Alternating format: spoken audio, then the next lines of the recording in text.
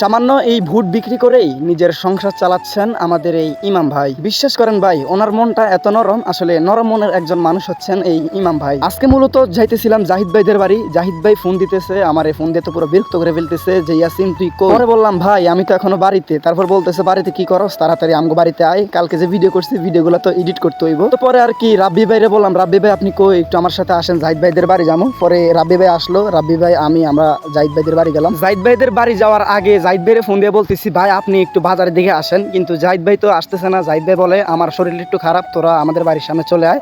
পরে আর কি জাহিদ ভাইদের বাড়ি গেলাম এবং ফাইনালি ভিডিওগুলো এডিট করে তারপর চলে আসলাম পিলগিরি বাজারের দিকে। অসম্মানী কত প্রকার কি কি, এটা যদি ইসরায়েলের পতাকা না থাকতো তাহলে বুঝতে পারতাম না। যাই হোক ওইদিকে না যাই, আমার রাব্বি ভাই বলতেছে যে ইয়াসিন ধর আমার ফোনটা নিয়ে আমার একটা টিকটক ভিডিও বানাই দে। তারপর আর কি রাব্বি ভাইয়ের হাত থেকে মোবাইলটা নিলাম এবং ওনার মন মতো একটা টিকটক ভিডিও বানাই দিলাম। রাব্বি ভাই তো ভিডিওটা দেখে একদম খুশি হয়ে গেছে, বলতেছে কি রে ইয়াসিন তুই কি ভিডিও এটা বানাই দিলি, ভিডিও তো পুরো অস্থির হয়েছে। যাক আমারও ভালো লাগতেছে যে ওনারা এত সুন্দর করে একটা ভিডিও বানাই দিতে পারছি।